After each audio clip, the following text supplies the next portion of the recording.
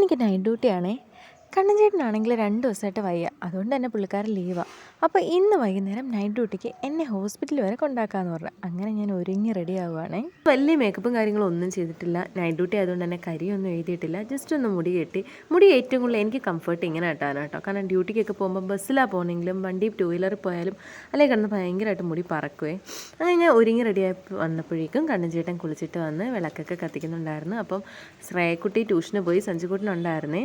അങ്ങനെ ഞാൻ ഇറങ്ങാറായപ്പോഴേക്കും പ്രാർത്ഥിച്ചു, ഇനി സഞ്ജുക്കുട്ടനെ വീട്ടിൽ കൊണ്ടുവന്ന് ആക്കിയിട്ട് വേണം ഡ്യൂട്ടിക്ക് പോകാൻ. അങ്ങനെ ഞങ്ങൾ വീട്ടിൽ കൊണ്ടുവന്ന് ആക്കി.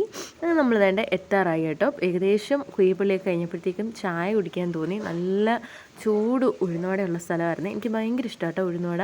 അപ്പോൾ ഈ റോഡ് സൈഡിലുള്ള കടയിൽ നിന്ന് കേട്ടോ മേടിച്ച് കുടിക്കുന്നത്. അങ്ങനെ ചായ ഉഴുന്നുവടയൊക്കെ കഴിച്ചു. അങ്ങനെ വേണ്ട നമ്മൾ മൈലക്കാട് കഴിഞ്ഞു. നല്ല തിരക്കുണ്ടായിരുന്നു. ഏകദേശം ഒരു 6:30 റോഡിൽ അത്യാവശ്യം നല്ല തിരക്കായിരുന്നു. പിന്നെ നമ്മളതേ നമ്മുടെ ഹോസ്പിറ്റലിൻ്റെ ഫ്രണ്ടിലെത്തി. അങ്ങനെ കണ്ടുകൊണ്ട് തന്നെ ഇവിടെ യാത്രയാക്കി. എന്നിട്ട് കണ്ണൻചേട്ടൻ പോയി. ഞാൻ പതിവ് പോലെ തന്നെ ദേ അകത്തോട്ട് വന്നു. പഞ്ചിങ്ങൊക്കെ കഴിഞ്ഞു. ഇനി ഡ്യൂട്ടിക്ക് കയറാനുള്ള ആ ഒരു തിരക്കിലാട്ടോ. അപ്പോൾ അത്രേ ഉള്ളൂ. നമുക്കിനി അടുത്ത വീഡിയോയിലൂടെ കാണാം. അതുവരെയൊക്കെ എല്ലാവർക്കും tata bye bye, see U.